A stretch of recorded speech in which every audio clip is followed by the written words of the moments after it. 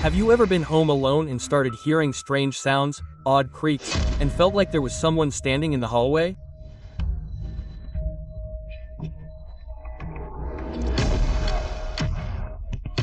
Some of the scariest legends around the world involve poltergeists living in houses. Spirits, goblins, brownies. We've all heard countless stories about people saying they saw something in their homes, something living there and hiding behind the furniture.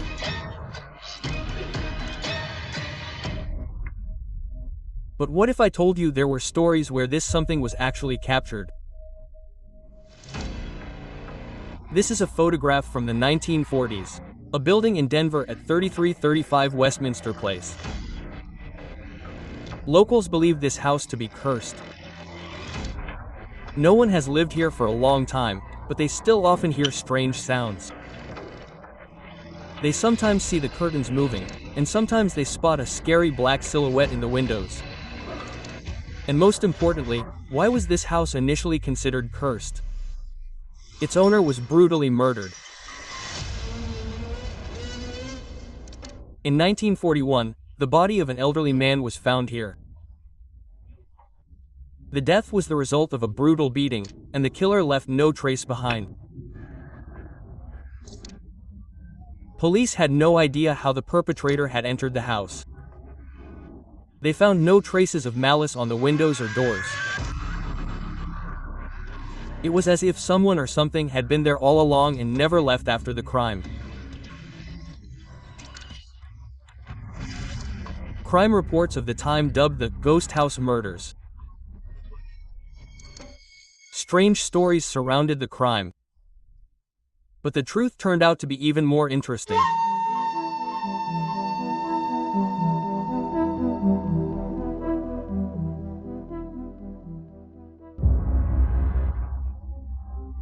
The year was 1910. Music emanated from a modest brick house in a quiet Denver neighborhood where everyone knew each other. The Peters family lived there. Felipe worked for the railroad until his retirement in 1930. He and his wife, Helen, led a quiet, modest life and belonged to a music club. Sometimes the couple hosted concerts at home, inviting musicians. Young Edward, looked after by the elderly couple, played the mandolina. It's a type of guitar. And years later, strange things began to happen in this house. In September of 1941, Helen fell and broke her hip.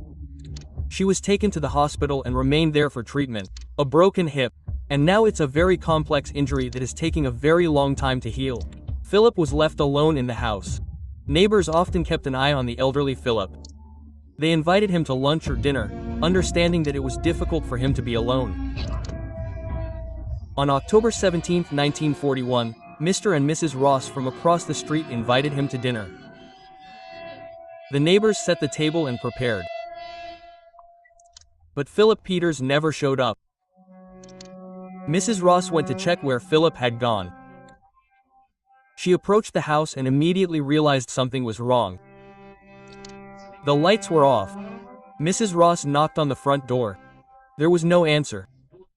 Then Ross met another of Peters's neighbors, young Dorsberg. Together they decided to check the back door. It was also locked. By this time, other neighbors had already begun running to the house. Then they decided to get a young girl to open a second-floor window. The girl forced the window open and climbed inside. And now she was inside that damned house. Doors started calling for Peters. No one answered. She walked along dark corridors, peering into rooms. Everywhere was dark and empty. And then Doris finally reached Peters's bedroom, opened the door, and a scream rang out. The girl ran out the main door to the neighbors. And only then did Mrs. Ross enter the house. There were blood stains all over the apartment, blood on the floor, walls, and furniture. The man's body was lying on the floor next to the bed, in a terrible state, covered in blood. They called the police. 3 cars immediately responded. Captain James Childers conducted the initial examination of the crime scene. It was determined that Philip Peters had been struck 37 times with a blunt object. How so? Okay, I won't show it. Bloody footprints were left in the kitchen, the living room, and the upstairs bedroom where the body was found. Apparently, there had been a fight, and Philip Peters had actively defended himself. He had numerous lacerations on his arms, so-called defensive wounds. A broken cane was also found near the body. Apparently, he had used it to fight back. However, the main question remained: how did the killer manage to enter the house? There were no traces either inside or outside. Investigators found a cast iron poker in the kitchen. Apparently, this was the murder weapon. It was sent to a lab for fingerprints and blood tests. The initial theory was robbery, but this was not confirmed. Detectives found both cash and securities in the house. The perpetrator had taken nothing. Police began searching for suspects. A few days later, Wells County Sheriff Anderson arrested a man wearing a well-made dark blue coat. A poor reason, but it was 1941. The sheriff thought the coat looked extremely inappropriate compared to the rest of the clothes, which meant it could have been stolen. But no, the man proved the origin of the clothes. Then the police's attention was drawn to a suspicious man walking around the neighborhood, offering to sell small items to residents. And most importantly, when they refused, he often flew into a rage. Perhaps he was trying to sell something to Peters, and then, when the old man refused, the latter killed him. But this theory, too, was quickly discarded. It became clear that he was an ordinary vagrant trying to make money.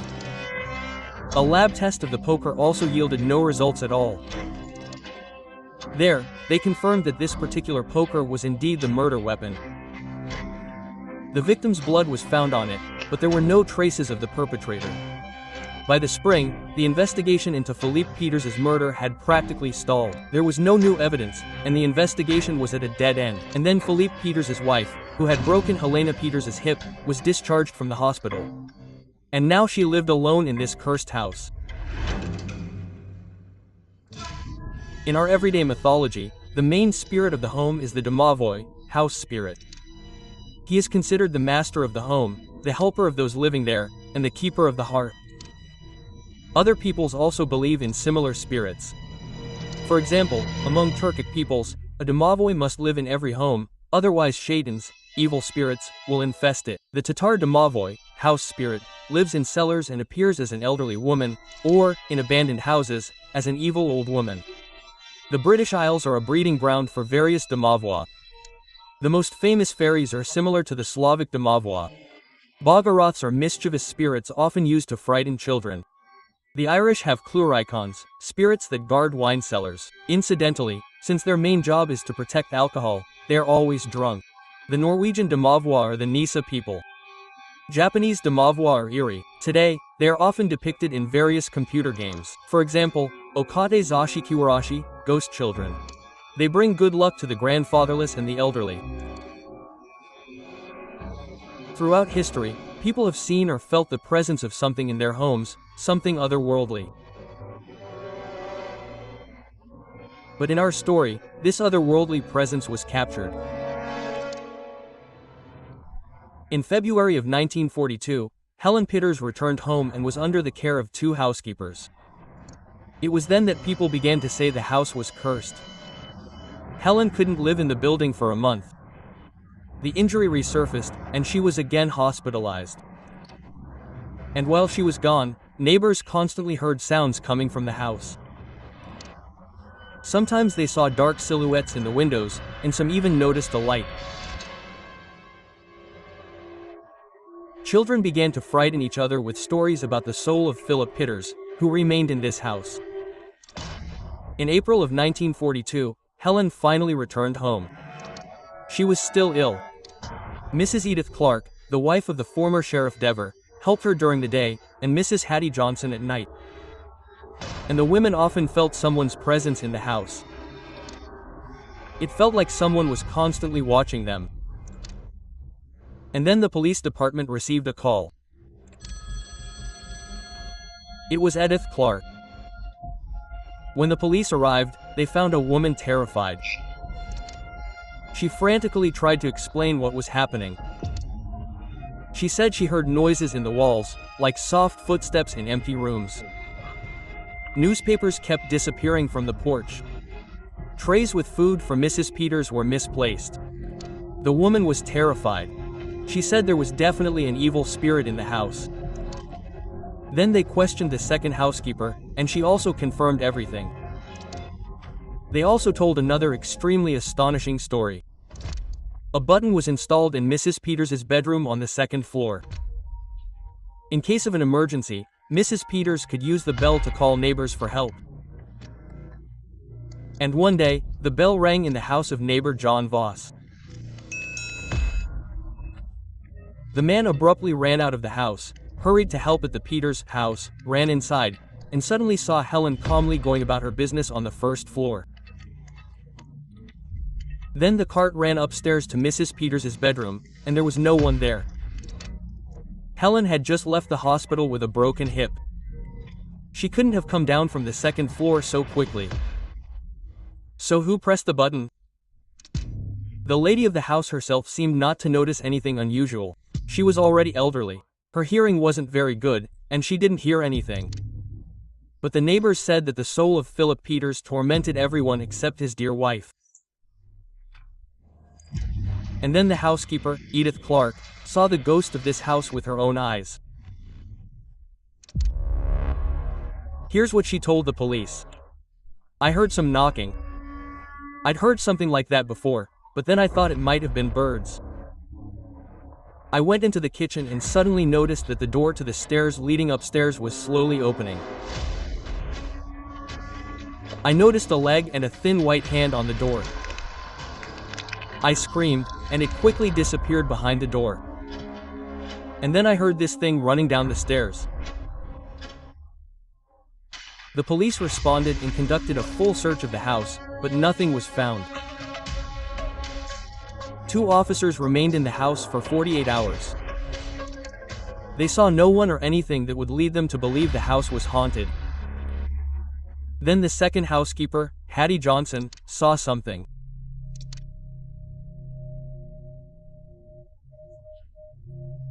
She heard a sound coming from the kitchen, went to check, and saw the silhouette of a man, seemingly withered and dressed in rags. Hattie screamed, and the apparition immediately vanished. The police again found nothing, and the second housekeeper also refused to come to the house. That summer, Mrs. Peters received a visit from her son, Philip Jr. He convinced his mother to leave the haunted house and move in with him. The house remained under police surveillance.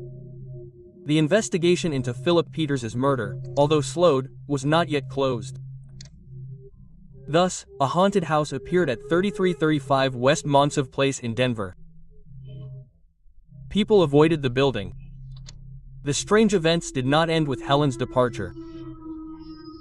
Neighbors noticed the window blinds shifting, sometimes even opening. Some reported seeing the outline of a human figure. The police always responded to these reports, but each time they found nothing but empty rooms. Word of the strange house quickly leaked to the press.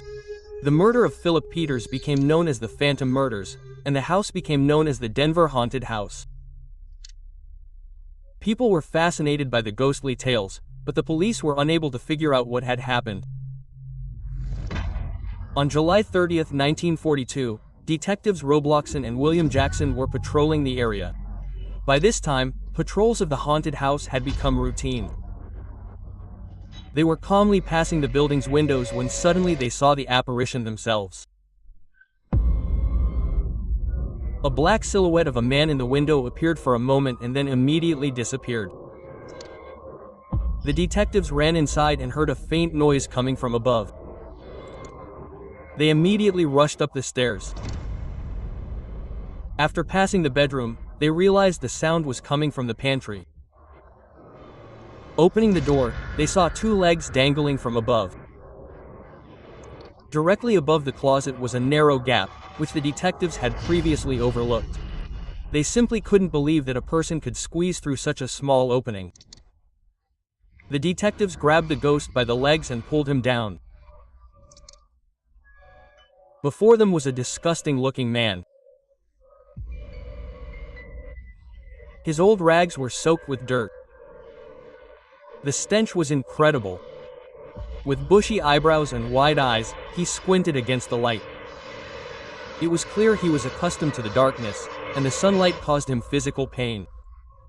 When the police pulled the man out, they initially recoiled from him, noticing a weapon in his hand, a .44 caliber revolver. But after taking the weapon away, they realized it was malfunctioning. The police looked where the man had climbed. It was a very tiny attic, 70 by 140 centimeters. It was impossible even to lie down at full height. And, apparently, this tiny room was home for the man. Dirty rags, newspapers, a bed made from an ironing board. Everything was covered in cobwebs and dirt. The stench was terrible, because, apparently, the toilet was there too. Captain James Childers, who investigated Peter's murder, arrived on the scene. He described the man as follows: "He is the strangest man I have ever met. He is tall, about 180 centimeters, and thin as a reed. His dirty hair hangs down to his ears, and his skin is disgusting and unwashed." When the police inspected the place where he lived, they gave him the nickname, Spider. Only a spider could live in such a place. It's called frogging. A subculture of people who secretly move into other people's houses or even apartments. They can live secretly in the most hidden corners of residential buildings, attics, basements, or other uninhabited rooms. Do you have uninhabited rooms in your house? Check. They most often choose large or multi-story buildings. It's easier to find a quiet corner there. As soon as the owners of the house leave, the froggers come out, wash, cook, sleep in your beds, watch TV, and by the time the owners arrive, they're back in the darkness. And most importantly, frogging is becoming more and more popular every year. Have you seen the movie Parasite? Watch it, it's cool. An amazing incident happened in Virginia. Frogger lived in the house there for more than 2 years. He also became so attached to the owners of the house that when the head of the family died, the latter came to his funeral. More to come, more comical. At the funeral, he broke down, burst into tears, and confessed everything to the family. He was sent to prison. Today, fraggers in the world are creating entire communities or trade unions. Moreover, they are becoming popular and streaming from other people's homes. Tell me, when was the last time you inspected your apartment? It's time to check. So, who is he? The Denver Spider. Theodore Konis was from Petersburg, Illinois. His father, a Canadian immigrant, owned a hardware store. His mother, Isabella, was a housewife. The family lived well until the father died in 1888. Isabella and her son moved to a small farm in Wisconsin. There, Theodore contracted tuberculosis. The boy was very weak. His mother sent him to music school. There he learned to play the mandolin. It's a type of guitar. Doctors gave him dire diagnoses, assuming that he would not live to see 18. But the boy survived. The family finally went bankrupt when his mother mistakenly entrusted her savings to a swindler. Theodore was forced to take a part-time job to support himself and his mother. 3 years later, his mother died.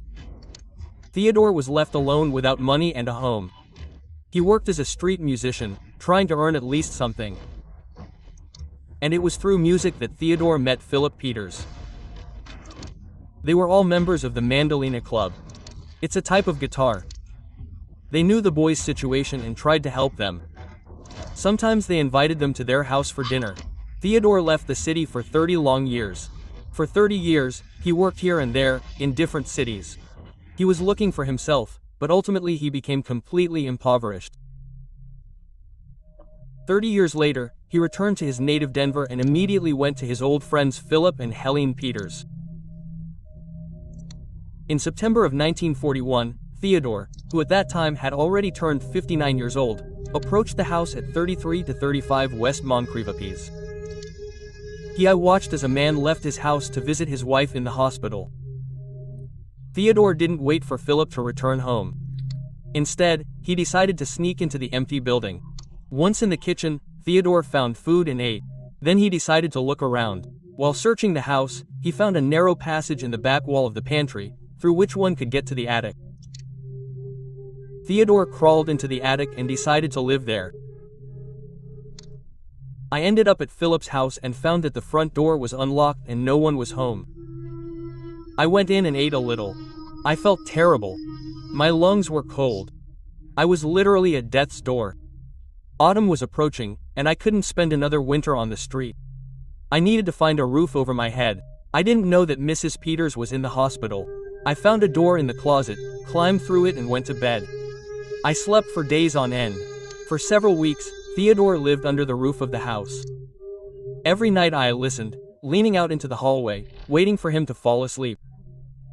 As soon as I heard the snarl, I crawled out and went to the refrigerator. I took just enough food so that no one would notice. I took the food back to my nest and ate.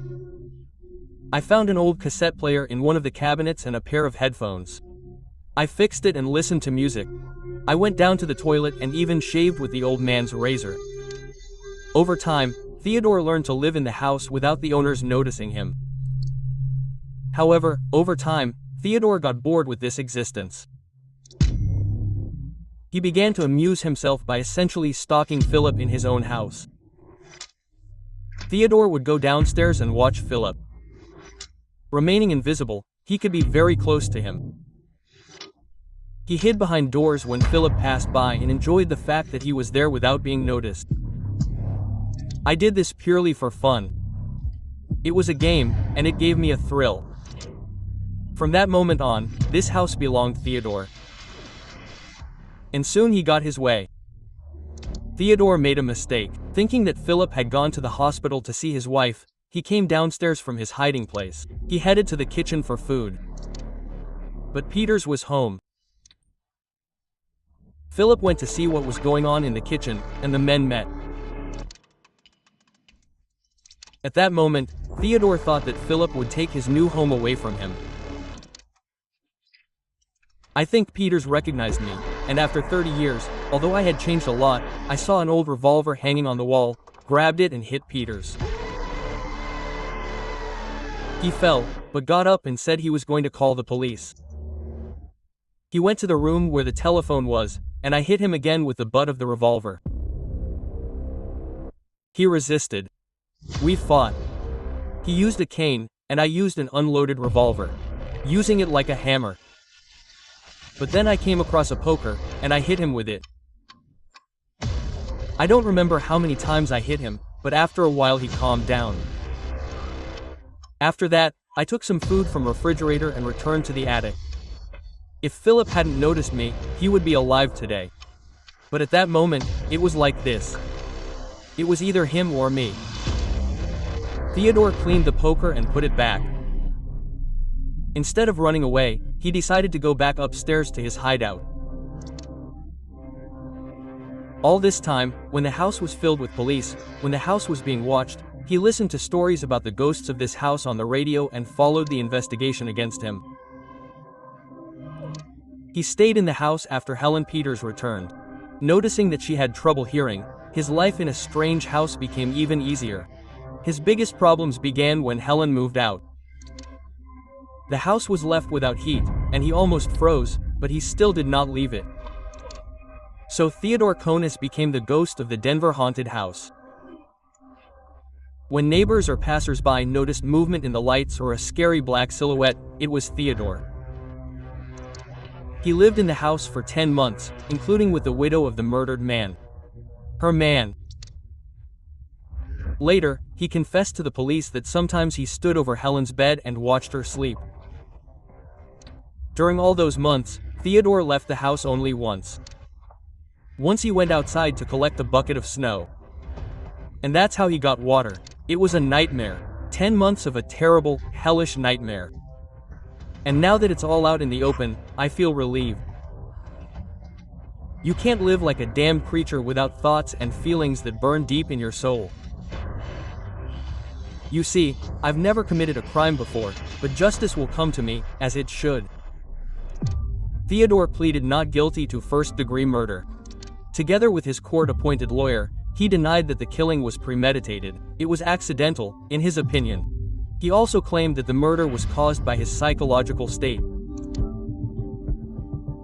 The trial lasted 6 days, and on Halloween 1942, Theodore Konis was found guilty of second-degree murder. The judge sentenced him to life in prison. After the verdict was announced, Theodore Konis turned to the court and said, "Now I feel safe. My house will be better than it's been in years." Denver's Spider-Man died in a prison hospital on May 16, 1967, at the age of 83. It's a creepy story, and the very thought of someone living in your house, someone stealing your things, isn't even the most important thing. Someone watching you while you sleep is very frightening. But in fact, this story is not that rare. In 2008, an unnamed 50-year-old Japanese man first began hearing strange sounds in the house, then noticed that things were stored differently. At first, he thought it was ghosts, but then he noticed that food had started to disappear. And why would ghosts eat food? He thought it was burglars, so he hung surveillance cameras all over the house. And then he looked at what the cameras captured. A strange woman opened his refrigerator.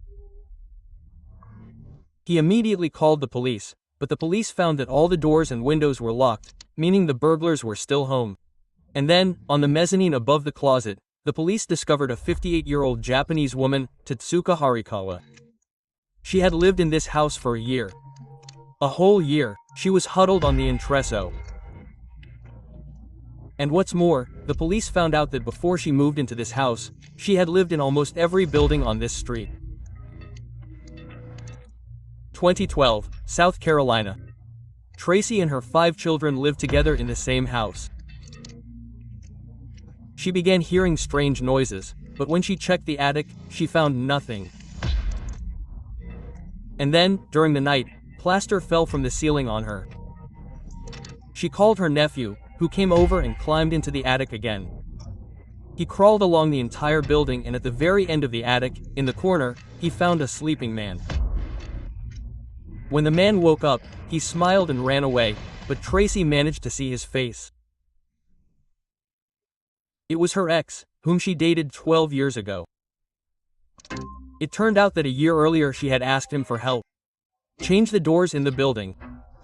He changed the doors and also kept duplicate keys. Later, Tracy found out that her bedroom could be watched through the air vent. The man disappeared without even taking his things from the attic. These included photographs, toys, tapes, and several containers of rock and urine. Be sure to check where your exes are living now. You never know. In 2016, Davis Wallman also heard strange noises in the attic of his home in Seattle. He went upstairs and found that the light was on in one of the rooms. He tried to enter one of the rooms, but the door was locked. He heard strange rustling sounds behind it. Then he knocked on the door, and a woman's voice came from there. "Jimmy, is that you?" He replied that his name was not Jimmy. Then the door opened, and the woman came out. She said that she had been living in the house for 3 days and that a man named Jimmy told her that she could stay. Who is Jimmy, the owner of the house? Anyway, I didn't know. The man called the police, but the woman disappeared before they arrived. Who is this woman? Who is Jimmy? It's unclear.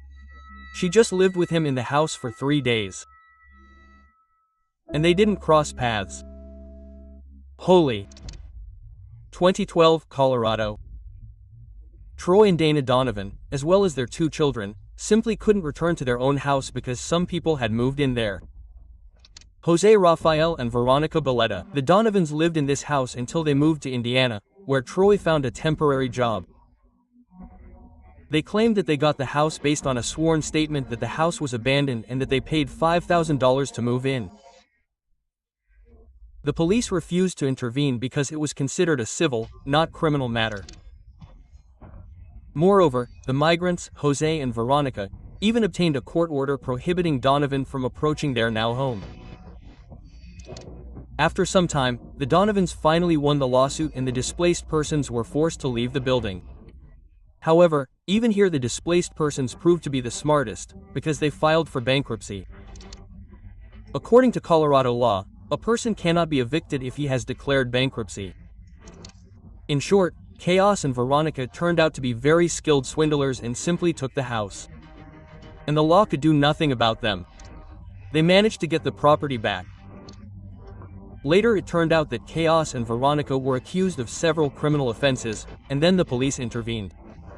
In short, it's an amazing story. What do you think you did? You arrive home, open the door, and a stranger is living there, and he doesn't want to leave.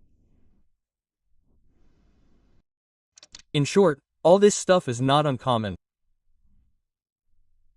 But the following story is perhaps the strangest of all I've heard about Froggen.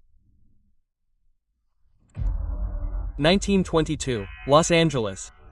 The police department receives a call. An agitated woman reports hearing 4 gunshots and gives an address. Literally 4 minutes later, a police officer arrives at the given address. 4 patrol cars. The police quickly establish that a murder had indeed occurred. The victim was 44-year-old Fred William Osterey, a prominent businessman from Milwaukee. His wife, Walburga Barbara, witnessed the tragedy. Moreover, the criminal locked her in the closet, closing the door from the outside. The woman was taken out of the closet and was in a terrible hysterical state. Nevertheless, she was able to describe what she saw. The couple were returning from a party in the evening, began to change clothes, and then an unknown man appeared in front of them, holding a gun. He demanded money and valuables. The husband, Fred, attacked the robber. A fight ensued. A shot rang out, and then Fred fell. The criminal drove the woman into the closet and locked her there. She screamed until the police arrived. Having regained consciousness a little, the woman said that her name was Dolly. She also noticed that an expensive watch was missing from her husband's wrist. The police thought that the criminal could not have run far. They inspected the houses in the surrounding area. New forces were drawn to the crime scene, all the houses in the area were inspected, neighbors were questioned. And then one of the neighbors told a very strange story. Flora Refson, who lived next door, along with her friend Cora Norton, who was visiting, witnessed all these events. They looked out the window at the crime scenes, and their story was very different from the wife's testimony. First, they noticed a quarrel between the spouses. That's why the neighbors came to the window. Second, the witnesses saw a third person at the crime scene. They couldn't see a face, only legs. But these legs were thin and in pajamas. And third, the stranger in pajamas did not leave the house. The neighbors wanted to see his face, even ran to another window. But the door did not open. The police thoroughly inspected the building again. The stranger was not found. A little information about the married couple. Fred inherited a large family business. A workwear factory in the city. Milwaukee, Wisconsin. He managed the plant well. It was an advanced and highly profitable enterprise. Fred married for love and, for a time, was happy with his share. In 1900, the couple had a boy. All was well until 1910. Then the boy died tragically. He drowned. An accident. After this event, their family life began to crumble. The woman began to cheat on her husband constantly. The husband, however, knew about it, but did not want a divorce. From 1917, Fred began to notice strange things happening in the house. Fred's cigarettes would disappear. Someone would rearrange small objects. Sometimes he would hear strange sounds and smell cigars, his own cigars. However, LTGs did not touch expensive items, meaning jewelry and money did not disappear. Fred still could not explain what was happening. Moreover, by this time he had begun to drink heavily and thought he was going crazy. From alcohol. And Fred's friends bet that his wife was bringing lovers home. Then Fred decides to move from Milwaukee to another city. To Los Angeles, and his wife supports him in this idea. But in Los Angeles, in the new house, strange events continued to occur. Let's return to our crime. Due to strange testimony from neighbors, Dolly was taken into custody on August 23rd. She was taken to the police station. She refused to testify and demanded a lawyer. A lawyer was quickly found. Herman Shapiro. A man, as they describe him, insignificant, cheerful and with a terrible price tag. The police suspected that something was wrong with the Cher. It was as if she knew something. But she had nothing to show for it. She really was locked in the closet, and from the other side. She couldn't close the door herself. A third person, a criminal, was really seen in the house. Who was he? They couldn't establish it, so the Cher had to let go. Soon she returned to her house, where the murder had been committed. And Herman Shapiro also returned with her. Yes, she had an affair with the lawyer right after her husband's death. The woman and the lawyer began to live a wonderful, rich life, because she became the heiress to her husband's enormous fortune. And she lived in style until 1930, when Herman Shapiro, the lawyer and, well, Dolly's lover, came to the police. He came to the police to tell them about one strange request Dolly had made. Of course, he did all this out of jealousy, because perhaps another lover had appeared there. In 1922, Dolly asked Shapiro for one extremely unusual request. He was supposed to go to the house and check on the person living there. She said it was her relative. He was supposed to be found. Someone really did live in the attic of the house. And what's more, Herman Shapiro gave his name. His name was Otto Sanhuber. He worked as a mechanic at Fred's factory. One day, Fred sent him home to he repaired a sewing machine. That's how Otto met his wife. An affair began. The police found Otto very quickly. By this time, he had already moved to Canada and got married there. By April 1930, the story of the lover in the attic became known to journalists and caused a huge furor.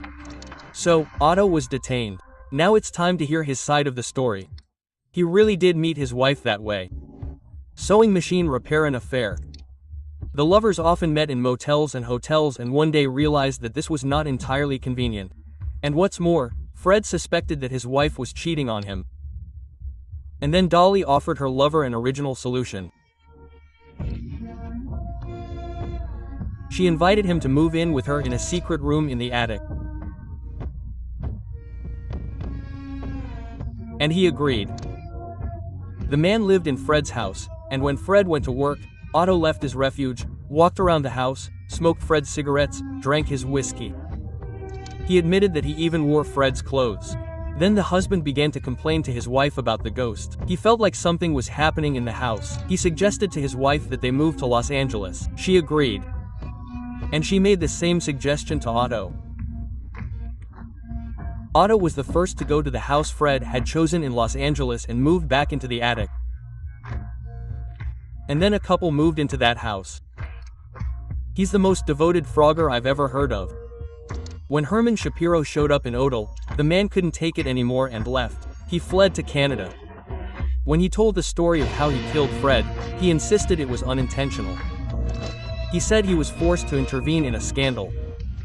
He rushed to the aid of the woman he loved and shot Fred. The police didn't believe this version. Fred had too much money. And why did the woman get rid of 2 revolvers? As if she had planned it all. In short, the story of Frogger, the murderer's lover, is incredible, but it baffles me even more. The court hearing begins.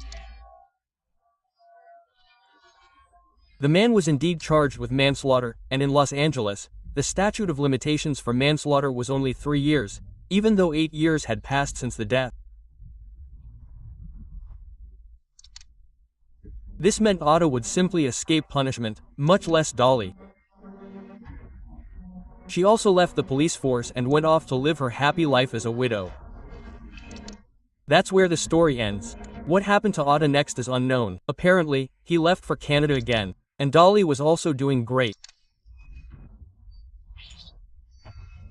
Moreover, in 1960, at 80, she remarried a lawyer 15 years her junior.